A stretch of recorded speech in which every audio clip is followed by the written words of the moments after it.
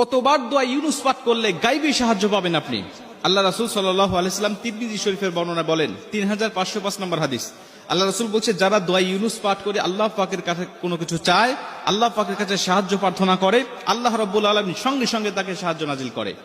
অনেক মুহাদ্দিস, অনেক মুফাসসির এই আয়াতটাকে, এই দোয়াটাকে দোয়া ইউনুসও বলে থাকেন। এটা আল্লাহ রাব্বুল আলামিনের গায়বী সাহায্য পাওয়ার একটি অন্যতম একটি দোয়া।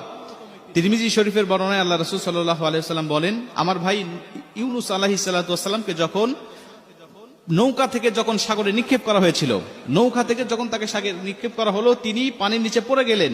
পানির গভীরে যাওয়ার পরে তাকে মাছ খেয়ে ফেললেন। তিনটা অন্ধকারের মধ্যে তিনি পড়ে গেলেন, পানির অন্ধকার, মাছের অন্ধকার, রাতের অন্ধকার। তিনটা অন্ধকারের মধ্যে থাকলেন, কোথাও কোনো সাথী ছিল না, তার কাছে কোনো সাহায্য করার মতো কোনো মানুষ ছিল না। তিনি জানতেন যে আমাকে আল্লাহ পাক ছাড়া কেউ সাহায্য করতে পারবে না।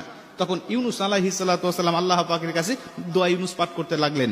তিনি বলতে থাকলেন, লা ইলাহা ইল্লা আনতা সুবহানাকা ইন্নী কুনতু মিনাজ জালিমিন। হে আল্লাহ, তুমি ছাড়া কোনো মাবুদ নাই, তুমি মহান, তুমি পবিত্র। আল্লাহ, আমি জালিম হয়ে গিয়েছি, আমি নিজের উপরে জুলুম করেছি। আল্লাহ, তুমি ছাড়া সাহায্য করার মতো আমার কেউ নাই।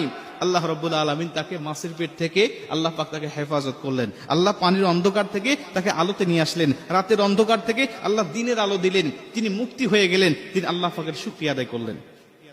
মুসা আলাইহিস সালাতু ওয়াসসালামের জামানায় এমন ঘটনা পাওয়া যায়, এই দোয়ার মাধ্যমে আল্লাহ পাক তাকে অনেক পরিত্রাণ দান করেছেন। আল্লাহ রাসূল সাল্লাল্লাহু আলাইহি ওয়াসাল্লাম বলেন, তুমি যখন এই দোয়াটা পাঠ করে, অর্থাৎ সূরা আম্বিয়ার 87 নম্বর আয়াত, এই লা ইলাহা ইল্লা আনতা সুবহানাকা ইন্নী কুনতু মিনাজ জালিমিন, এই আয়াতটা তুমি পাঠ করে আল্লাহ পাকের কাছে সাহায্য চাইবে, আল্লাহ পাকের উপর অবধারিত হয়ে যায় তোমাকে সাহায্য নাজিল করা।